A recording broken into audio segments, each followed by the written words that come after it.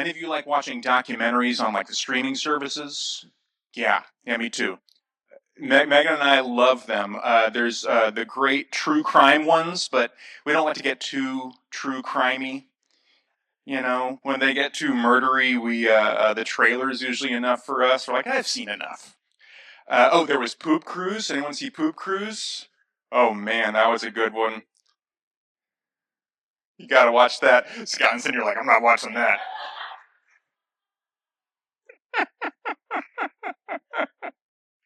My personal favorite, though, are the cult documentaries.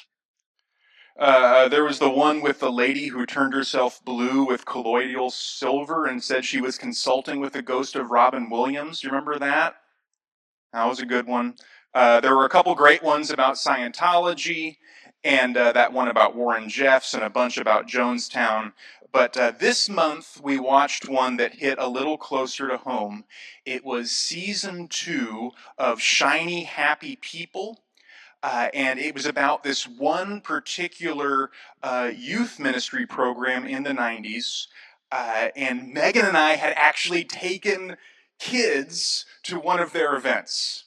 Now, it turns out that the one we took them to was just like an entry level, you know, the mixer for the thing, but it was for this particular organization. But it was a little chilling, not nevertheless, because it wasn't just about Teen Mania, which is the organization that this documentary was about.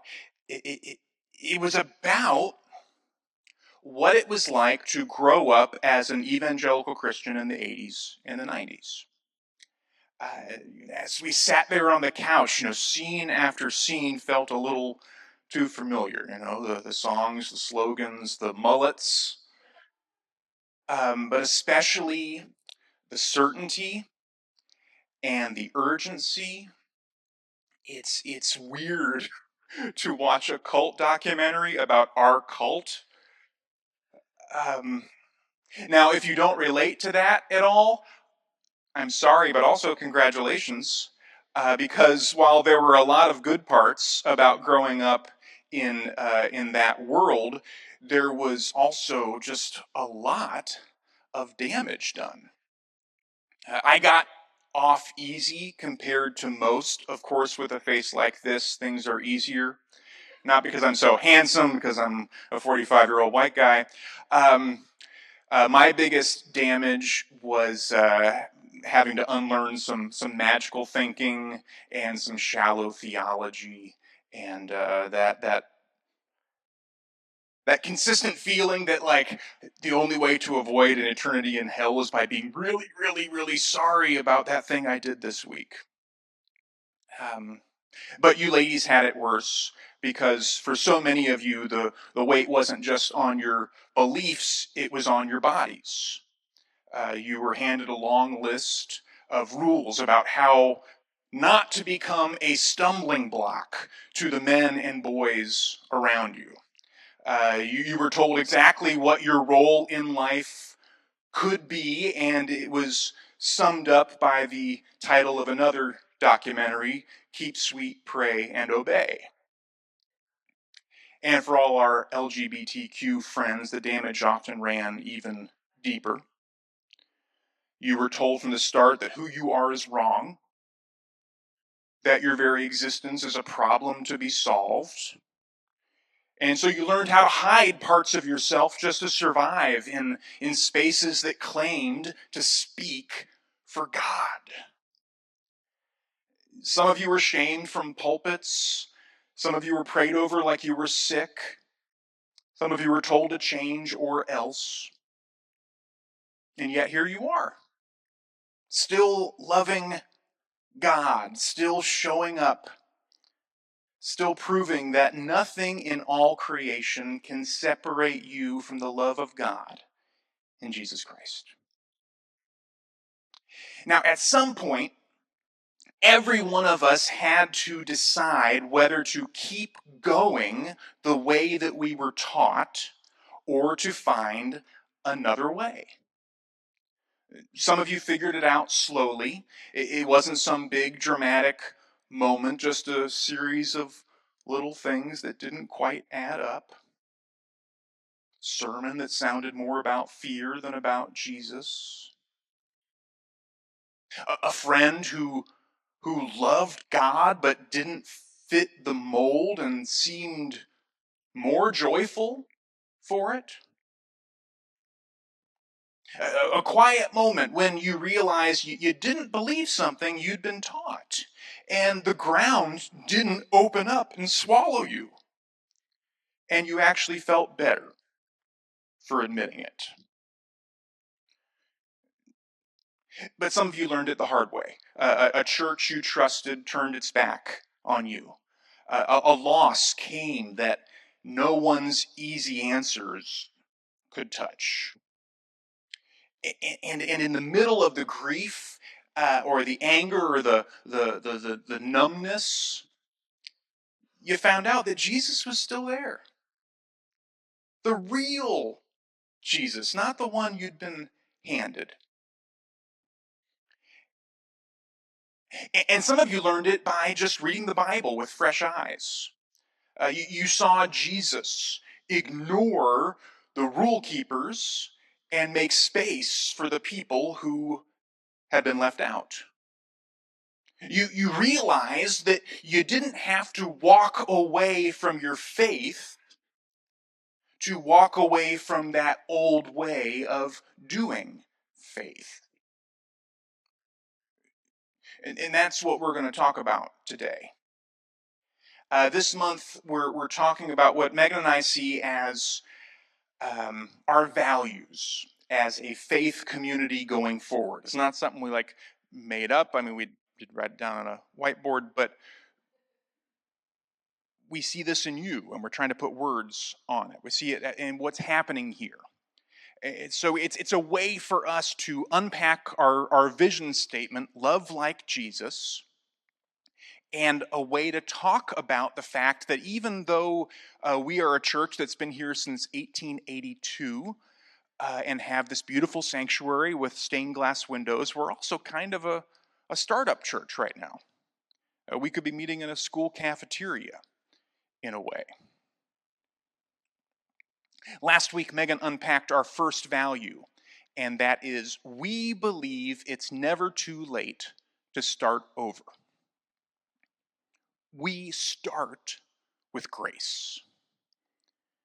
That God's love is bigger than your worst day, your deepest hurt, or your biggest mistake. And that's why you can always start over in every part of your life, including your faith. But starting over is only the beginning. Once you've stood back up and brushed yourself off, once you've taken that first deep breath of grace, what do you do now? What do you do with a fresh start in a world like this one? Because when you're fortunate enough to get a fresh start, you don't want to waste it. Even though God never runs out of fresh starts to give out, we do run out of time to make use of them. And right now, I think the best use of that fresh start seems to be to fight. Today's value is we fight to fix what's actually broken. Now, there's a lot about that sentence you might like. Some of y'all love the ideas of fighting. You're already taking your earrings out.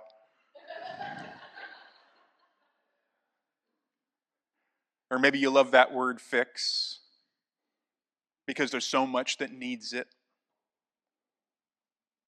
Or maybe you have some baggage about that word broken because of some of the reasons we've already talked about today. That's why I want to focus on first on that word actually. Because actually means that we don't just take someone else's word about what's wrong with the world. Not just because they're loud or because they seem so certain or because we used to believe them. You know, a lot of the battles we were told mattered most turned out not to be about fixing anything at all. They were wedge issues, chosen precisely because they gave people someone to hate and a reason to rally together against them. We see it in the battles over women's bodies. We see it in the battles over whether LGBTQ people can belong. We see it in the battles over whose faith gets to control the laws. Those fights were framed as moral and godly, but they were designed to divide, to give a sense of purpose by naming an enemy. And they hurt people deeply. Now, sometimes we do have to step into those same arenas, but not to keep the old fights going, but to step in to undo the harm, to restore dignity where it was taken, to open doors that were slammed shut, to remind people that God's love is bigger than the boxes someone else tried to put them in. So this word actually means that we look at what is truly broken, not just what is convenient to point at. And we tell the truth about it, even if it's uncomfortable. Which is the way that Jesus showed us how to do it. So we're going to look at Luke 4 together today. It's in your bulletin. It's kind of long. I had to put in 10-point font to get it to fit. This is, it'll be on the screens too. This is right at the beginning of Jesus' ministry in Luke. He just got back from his temptation in the wilderness, and he went straight to his hometown to preach. And it says this: Then Jesus, in the power of the Spirit, returned to Galilee, and a report about him spread through all the surrounding region. He began to teach in their synagogues and was praised by everyone. When he came to Nazareth, where he had been brought up, he went to the synagogue on the Sabbath day, as was his custom. He stood up to read. And the scroll of the prophet Isaiah was given to him. He unrolled the scroll and found the place where it was written, "The Spirit of the Lord is upon me, because he has anointed me to bring good news to the poor. He has sent me to proclaim release to the captives and recovery of sight to the blind, to set free those who are oppressed, to proclaim the year of the Lord's favor." Now, the first items in that list are pretty self-explanatory. But that last one needs a little bit of unpacking. The year of the Lord's favor is Bible shorthand for something called Jubilee. In Leviticus 25, God tells Israel that every seventh year is a Sabbath year when the land rests and debts are canceled, And after 7 of those cycles, the 50th year is Jubilee. In Jubilee year, fields that have been lost return to their original families. Those who are trapped in indentured servitude go free, and the whole economy gets a reset. So that generational inequality doesn't harden into destiny. This is the passage that Jesus chose as his sermon that day. And if you look at the rest of his ministry, he chose it as his mission statement. It's a pretty radical concept, right? And they have to be wondering, back in Luke, what he's going to say about it. So Luke goes on. It says, "And he rolled up the scroll, gave it back to the attendant, and sat down. The eyes of all in the synagogue were fixed on him. Then he began to say to them, 'Today this scripture has been fulfilled in your hearing.'" Which is kind of an ambiguous interpretation. They don't really get what he means. But he hasn't really said anything that sounds threatening yet, so they nod along and take it as good news. All spoke well of him and were amazed at the gracious words that came from his mouth. They said, "Is not this Joseph's son? What a good boy." And Jesus could have left it there. He could have let people who he was about to challenge think that they were all on the same page. He could have accepted the hometown applause and walked out with everyone proud of their local boy made good and been invited back to preach again. But instead, he does the opposite. He pushes into parts of the Bible that he knows they won't like. He tells them that God's mission, the one that he just read from Isaiah, is not just for them. It's for outsiders.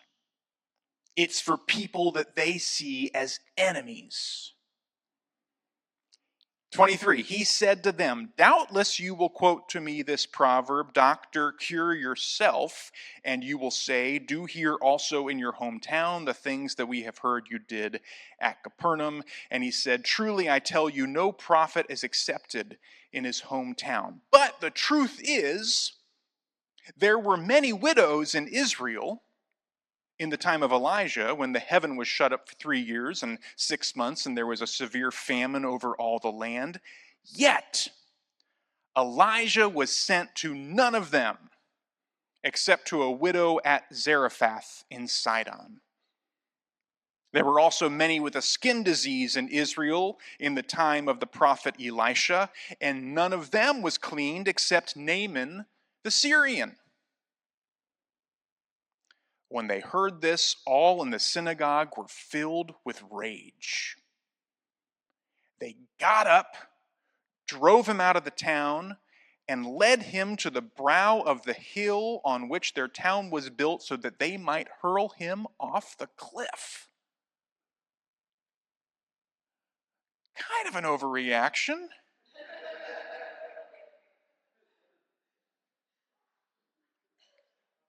But look around. That's part of what's actually broken today. This rage at foreigners being beloved isn't just a first century problem. We see it all over the place. Politics, churches, the way people talk about immigrants, refugees, or anyone who doesn't fit their picture of who belongs. It's the same fear that if God loves them, somehow there's less love left for us. The same lie that our worth depends on being better than someone else. And this is why Jesus would not let it slide in Nazareth. Because if you let that kind of thinking live unchallenged, it eats away at everything God's trying to build. But Jesus also shows us that it is okay to tick the right people off and then slip out the back, Jack. Fighting to fix what's broken doesn't mean you have to be willing to get punched in the process. Last verse, verse 30, but he passed through the midst of them and went on his way. So Jesus names the real issue in the room. He refuses the mob and he keeps moving toward the people who needed him. He's not addicted to conflict. He is faithful to his mission. And that is our cue too. We don't pick fights for the thrill of winning. We step into them because a neighbor is hungry. A worker is stuck in debt. A family is shut out. A kid is carrying shame. And someone, somewhere, is claiming that God is okay with all of that.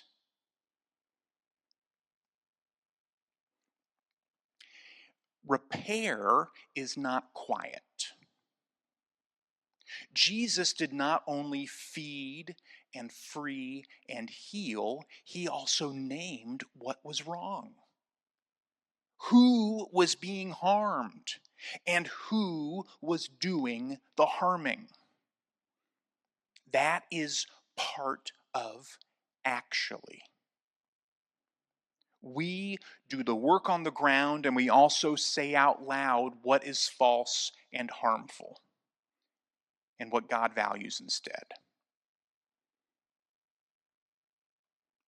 You can't fix everything, but you can fight to fix what is actually broken. You can fight to fix what is actually broken in the world. Not just posting, not just arguing, but adding practical help to your advocacy or adding advocacy to your practical help. It has to be both. If you care about poverty, find one family or one cause that you can tangibly support. If you care about what's happening to immigrants right now, get to know them right here in our community. If you care about justice, make sure that your efforts lift up real people, not just a position. Don't settle for performative outrage when God is inviting you into real repair. You can fight to fix what's actually broken in the church too. Not just the tiles out in the narthex. You can do that by telling the truth about where it's gone wrong, even when that truth is uncomfortable. Even when it sounds like a scene from one of those documentaries we talked about earlier. Those cults didn't start out looking like cults. They started out looking like churches. We can't just shake our heads at them from a distance while ignoring the same seeds growing all around us. Not here, but the authoritarianism, the silencing of questions, the belief that protecting the institution matters more than protecting the people. Jesus didn't play along with that, and neither should we. If you see something, say something. When you hear it, challenge it. When you sense it in yourself, admit it. Repent of it. And you can fight to fix what's actually broken in yourself. You can see that the crack that runs through everything runs through you too. And that you are saved only by God's grace in Jesus Christ, not by fixing yourself or being so sorry about it. Only by God. And if you struggle with shame and guilt, especially because of religious trauma, I hope you will come to realize that the shame and guilt are things that were done to you, not things that you did. Jesus doesn't just forgive sins, he removes false shame. He says that's not yours to carry anymore. So drop it. If you need help, we're here to help. I mean, just imagine for a second if we all lived this way. If every one of us chose one fight this week that was worth our strength and our time and our prayers and our love. Imagine what could happen in our city if we all fought to fix what is actually broken in the world. Not from behind a screen, but shoulder to shoulder with neighbors and refugees and single parents and struggling families. Imagine the kind of healing and hope that could ripple outward if God's people just showed up, ready to fight. Imagine what could happen if we fought to fix what is actually broken in the church, not just this church, but the church everywhere. If we were the kind of community that loved truth more than reputation, that guarded the vulnerable more than we protect our own comfort, that refused to be silent when Jesus would speak. And imagine what could happen if we fought to fix what's actually broken in ourselves, not with self-condemnation, but with the grace and freedom that Jesus gives us. So that the shame someone else put on us no longer defined us, and we walked into the world lighter, freer, more ready to love than before. We can't fix everything. But if we all fought to fix what's actually broken, what a community this would be. What a blessing we would be to each other and to the world.